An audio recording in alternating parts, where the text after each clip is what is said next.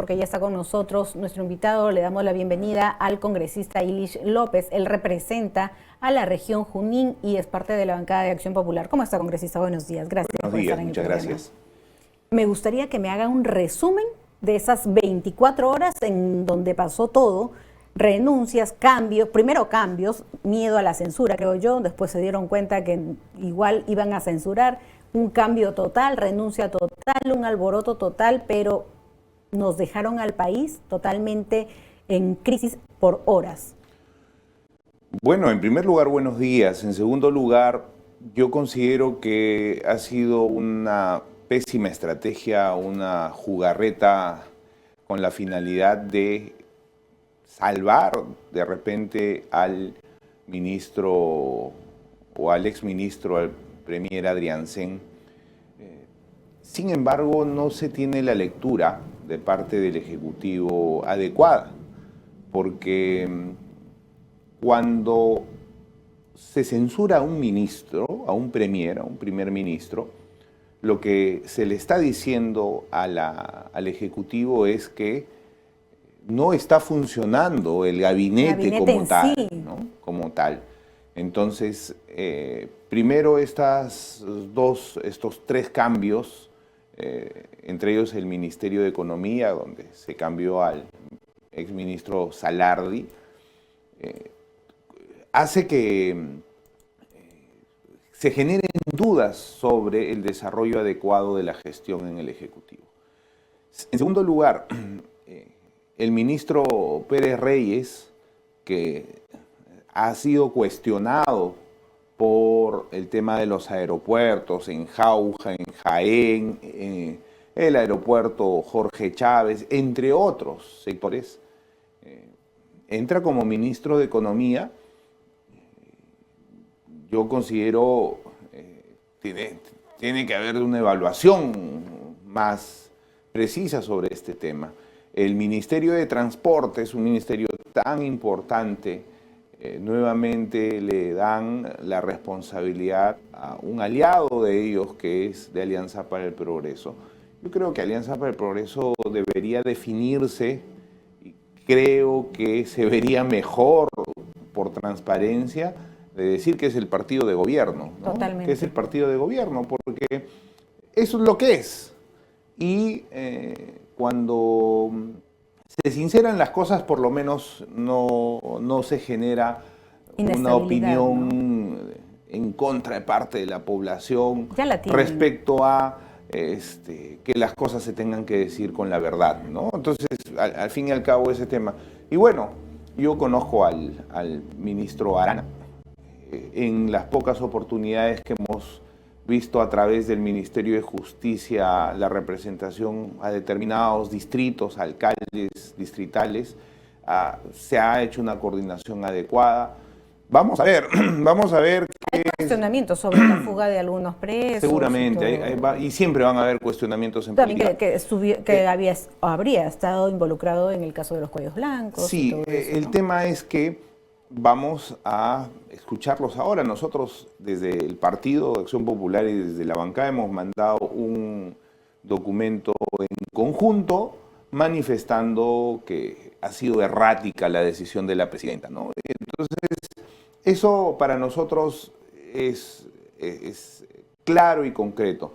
No ayuda a la economía, genera inestabilidad económica y eso va a hacer que en este tiempo de transición, donde deben dejarse ordenadas las cosas, haya mayor convulsión, sobre todo porque entramos a un proceso electoral. Usted mismo lo acaba de mencionar, en el Ministerio de Transporte y Comunicaciones no absolvió todas las brechas el ministro Raúl Pérez Reyes. Usted es presidente de la Comisión de Economía, entonces tiene de cerca la opinión mucho más adecuada, sobre todo a lo que se estaba trabajando ya con el ministro José Salardi. También se dejó entrever dentro de todo, y lo dijo el ministro de Economía ahora, Raúl Pérez Reyes, que este cambio había dejado verse como que estuviese relacionado con el anuncio de eliminar 14 programas de inversión.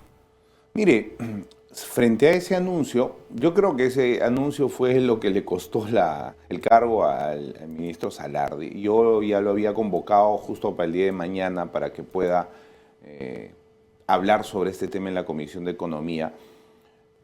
En líneas generales a mí me parece bien, porque se reduce una burocracia tan grande que tiene el Estado. Sin embargo, por otro lado, tiene que cautelarse también los derechos laborales de quienes trabajan en todos esos sectores. Ahora, es importante que el Estado se desburocratice. Es importante que se reduzca el Estado. Si nosotros vemos el presupuesto nacional, más del 60% del dinero se va en gasto corriente. Exacto. Entonces... Y no es tampoco algo justo y equitativo de acuerdo a las necesidades para las regiones. Sí, en un país como el nuestro... Sigue centralizado ese presupuesto. Por lo menos debería haber un equilibrio del 50%, el gasto corriente, del 50% en inversiones, por lo menos. Sobre todo en estos tiempos de automatización, de inteligencia artificial, de comunicación. Industrialización que esperemos algún día se dé. Que se esté, o sea, definitivamente tienen que mejorarse los procesos. Y dentro de esos procesos tienen que plantearse alternativas modernas de solución. Entonces, eso para nosotros es fundamental, sobre todo cuando en la Comisión de Economía hemos aprobado leyes importantes, como la Ley de Zonas Económicas. Exacto.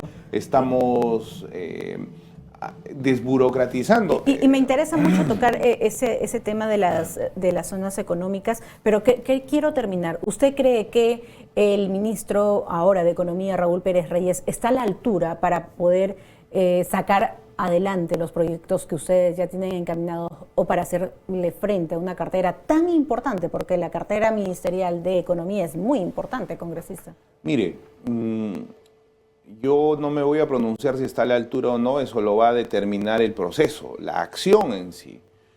Y lo que sí creo, y en algún momento conversé cuando era ministro de Transportes, es básicamente un poco la visión de país. El Perú tiene un plan estratégico de desarrollo al 2050. Este plan estratégico de desarrollo al 2050 supone que debemos desarrollar actividades estratégicas. Por ejemplo, el tema de los mercados económicos, las zonas económicas, el tema de transporte, el tema de la vialidad, los trenes, las grandes obras de infraestructura. Cautelar el recurso hídrico en las cabeceras de cuenca.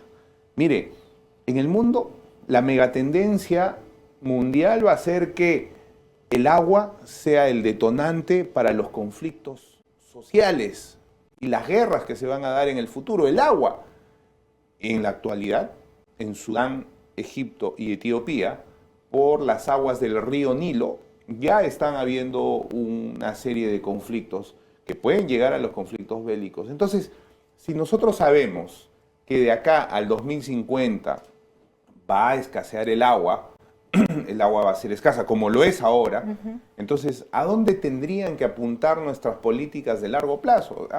Los ministros, yo espero que el premier Arana y los ministros no sean pues como el señor, el ex premier Adrián Sen, que le carguen el saco a la presidenta, ¿no? Tienen que decirle la verdad, cuál es la realidad del Perú y en base a esa realidad poder tomar acción respecto a determinados sectores. Lo que usted acaba de mencionar es muy importante porque está hablando de un cambio, de una transformación como país, ¿no? Con varios proyectos de ley. Sin embargo, también tenemos que reconocer que el Perú no le da la estabilidad, no brinda esa seguridad para una inversión, no brinda esa seguridad económica para que pueda crecer. Tenemos brechas de inseguridad ciudadana enormes que no se ha podido recortar y que simplemente, y tengo que decirlo, el Congreso ha sido parte también con proyectos de ley que ha beneficiado al crimen organizado. Bueno, yo respeto su opinión, sin embargo no la comparto. Respecto al tema económico, tiene que darse en el Ministerio de Economía una política clara de ampliación de base tributaria. ¿A qué me refiero? a que pocas son las personas en el Perú que tributan, que pagan sus impuestos. Y la mayor cantidad está en la informalidad. Entonces, uno de los problemas estructurales del país es la informalidad. Y para eso se necesitan hacer políticas públicas claras, o sea, tomar decisiones que ayuden a la gente a decirle, oye, ¿por qué le conviene al informal ser formal, por ejemplo? Porque tendría buena salud, porque tendría acceso a buena educación, porque tendría acceso a buenos servicios públicos, por eso le convendría, entonces tiene que impactar. Y al formal, al que ya es formal, se maltrata. La SUNAT le da con palo. Entonces, ¿qué debemos hacer? Proteger a los que han emprendido esa dura tarea de ser formal. Porque para ser formal en el Perú hay que ser un loco. Porque saben que lo primero que le va a venir cuando uno es formal va a ser la SUNAT. A patearle la puerta y a voltearle los bolsillos, como menciono. No, totalmente ¿No? de acuerdo. Entonces, ahí hay temas estructurales. Para la formalidad se necesita también compromiso, se necesitan leyes. ¿Qué ha hecho el Congreso? ¿Qué ha hecho el Ejecutivo por romper esa línea de formalidad? Si muchas veces es incluso el Congreso, el Ejecutivo que cumple esta informalidad. Y le digo en la informalidad laboral, de la cuota laboral también. He tenido a varias personas sentados donde usted está, de sindicatos que ni siquiera están en un régimen laboral formal. Entonces, si hablamos de la informalidad, ¿cómo vamos a combatir? Porque englobemos todo, no solo las MIPES, a las pequeñas empresas, sino también al recurso humano, ¿no? Ahora, esas MIPES informales, ¿no? Que irrespetuosamente muchas veces lo llamamos, y me atribuyo a ello, son los que hacen grande al país también, congresista. Sí, tenemos que reconocerlo. Y son ellas las que justamente en este momento se están viendo amenazadas por la delincuencia, por el crimen organizado. A ver, de 18 millones de trabajadores que tiene el Perú, solo 6 millones tienen trabajos formales. De ellos, 4 millones, o sea, el 60% lo hace en el sector privado y el resto en el sector público. Entonces, cuando uno habla de formalidad, tiene que ver varios aspectos. La formalidad laboral va a llegar también cuando las empresas se formalicen y cuando el Estado empiece a dar políticas públicas al respecto. Pero para que ello suceda, parte de un tema de educación. Totalmente. Es por eso que desde la Comisión de Economía estamos impulsando, estamos arando en el desierto, vamos a encontrar agua, definitivamente, en algún momento. Estamos impulsando, por ejemplo, el tema de educación financiera. Muy buena. ¿No? El tema de educación financiera siempre en los colegios para que los jóvenes de ahora puedan saber qué es el ahorro, por ejemplo. Claro. ¿Qué significa la formalidad? ¿Qué significa una tasa de interés? ¿Cuáles son los componentes de ser formal, de un impuesto? ¿Qué significa un impuesto? ¿Para qué sirve un impuesto? Esos pequeños conceptos, cuando se interioricen en la sociedad, van a generar conciencia y vamos a poder formalizar el país. Para empezar con el tema de educación. Pero acá hay otro tema que es transversal también. ¿Cómo vamos a pretender que esos jóvenes que queremos educar financieramente puedan recibir esta enseñanza adecuadamente si no están bien alimentados? Los estudios dicen que las personas desde el vientre materno hasta los 5 años desarrollan adecuadamente su cerebro. Entonces, los que se han alimentado bien en esa etapa, lógicamente van a tener mejores capacidades que los que no lo han hecho.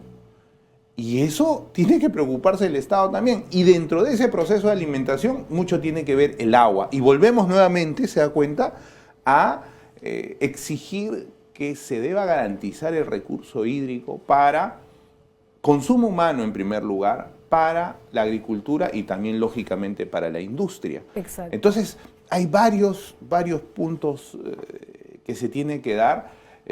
Podemos hablar de energía, por ejemplo. El Perú está en el puesto 63 de 67 países en el ranking de competitividad mundial. ¿Qué quiere decir eso? Que los productos, los bienes o servicios de que el Perú exporta no son valorados en el mundo. ¿Por qué? Por razón de precio, por razón de calidad, una serie de razones. Para que eso sea diferente, ¿qué debemos hacer?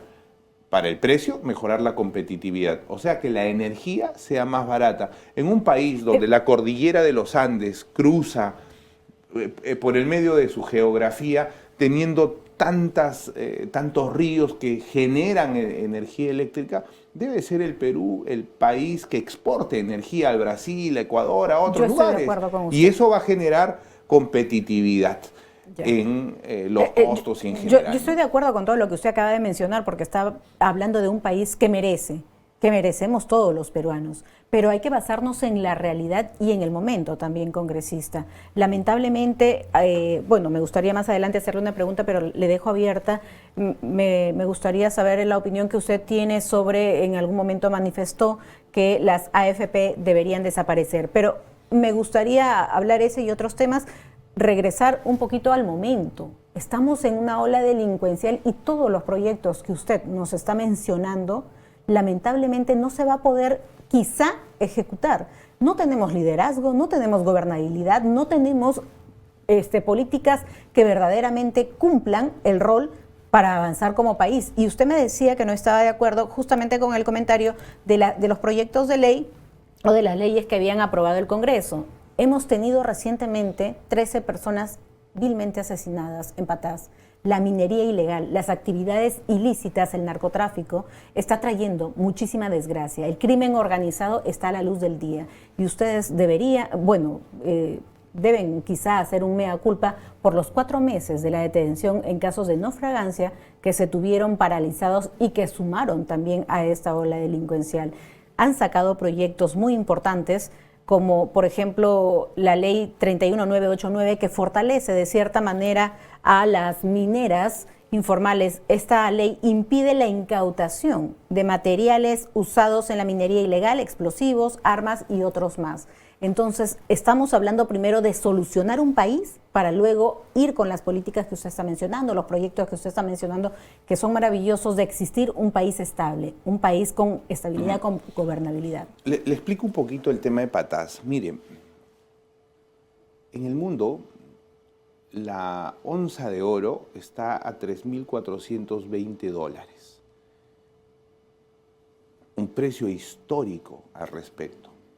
Y en Patás, esos 12 fallecidos, lamentablemente, son parte de la estadística de lo que ha ocurrido en los más de 100 asesinatos en el último año.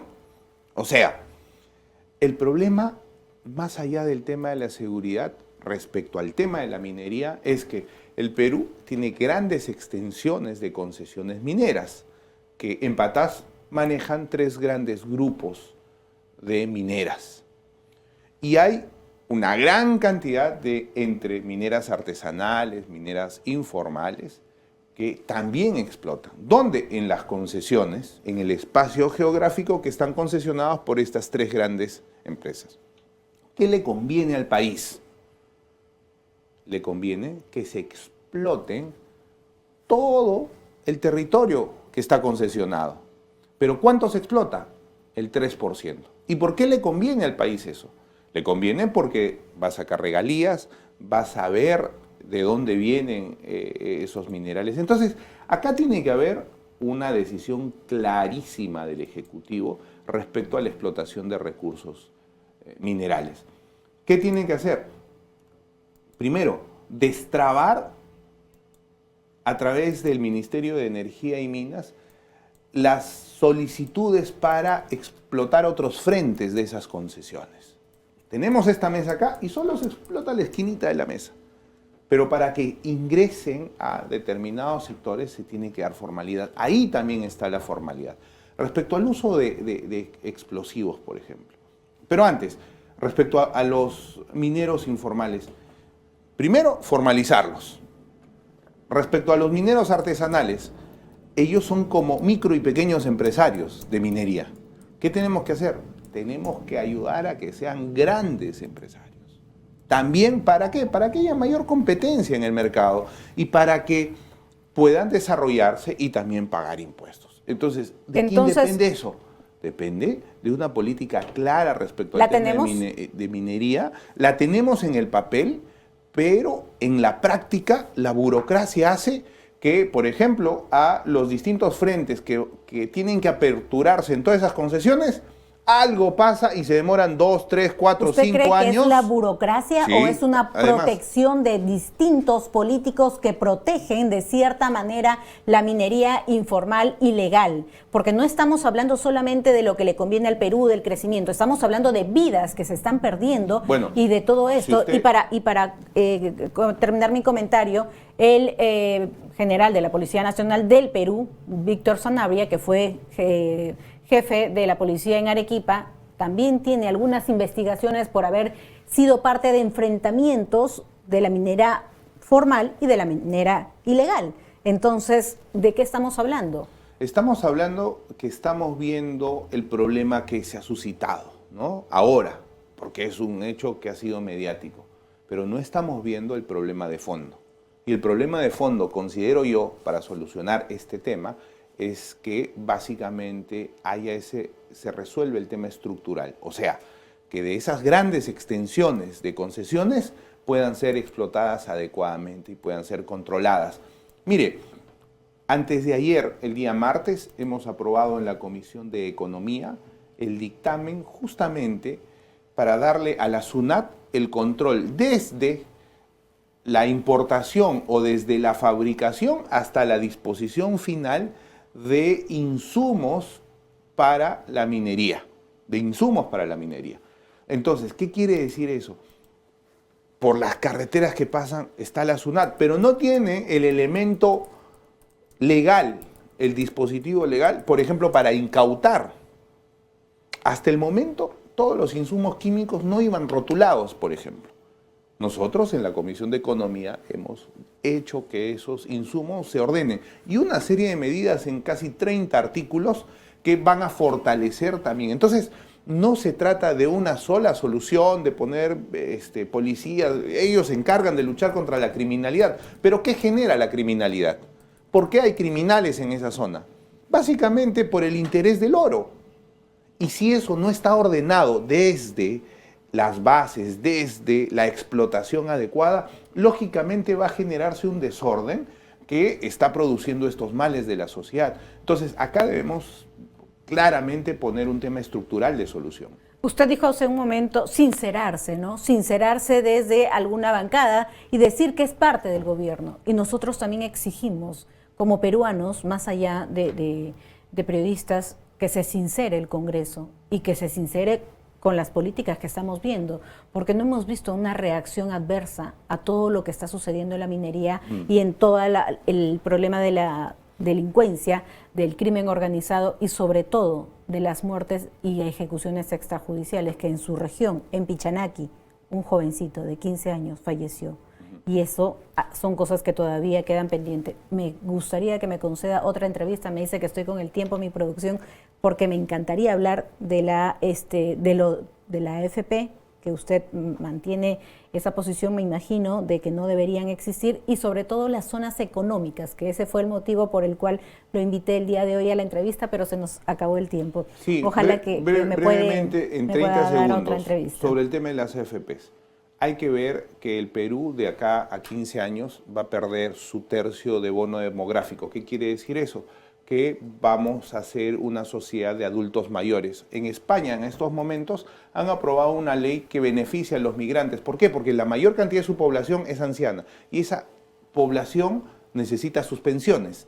Entonces, el planteamiento de las AFPs, que para mí han fracasado en el Perú, que es un negocio redondo, debe abordarse de otra manera, debe darse la libertad a las personas de que ese fondo pueda ser utilizado para comprar su vivienda como garantía, Exacto. para acceder a un crédito como garantía, pero cautelar siempre su fondo, Totalmente. Porque el futuro es incierto siempre. Y sobre las zonas económicas, en 10 años, el Perú va a ser un país industrializado. Ese tema a mí me interesa muchísimo. Va a ser un país industrializado. Ojalá me pueda dar otra entrevista Claro que sí, con mucho gusto. para poder tocar ese tema.